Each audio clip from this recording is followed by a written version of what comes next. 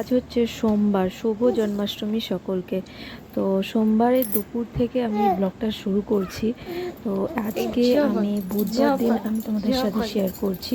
তো যাই হোক, দেখো দুপুরবেলা হয়ে গেছে, এখন হচ্ছে পাপা উঠে পড়েছে ঘুম থেকে।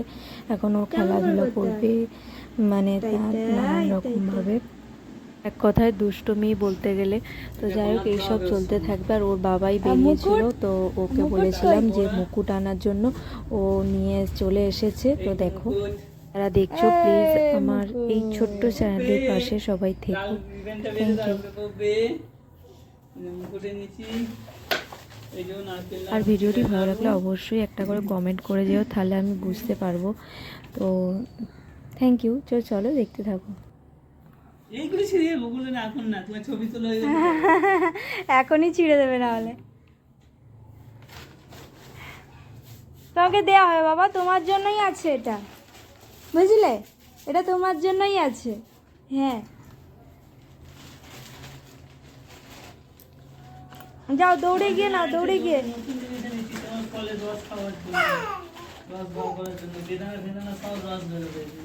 যেহেতু সন্ধেবেলা ঠাকুরকে মানে পুজো দেওয়া হবে, সেই জন্য জাস্ট ঘরোয়াভাবে পুজো দেওয়াই হবে। তো সেই জন্য দুপুরবেলা আজকে হচ্ছে পুরোপুরি শুকনো খাচ্ছি আমরা।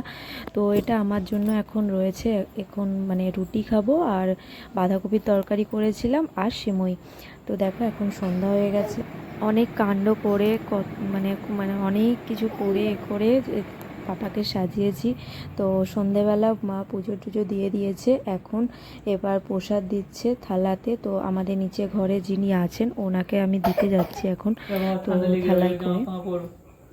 তো চলো তোমাদের সাথে কটা শিল্পী শেয়ার করছি। তো আর হচ্ছে যে পাপা এই কাণ্ড করে করে তারপরে দুধ খেয়ে শুয়ে পড়েছিল, আর অনেক খাবার, সলিড খাবার দিতে গেলাম, তাও খেলো না। তো রাত্রে আবার উঠি ওকে খাওয়াবো।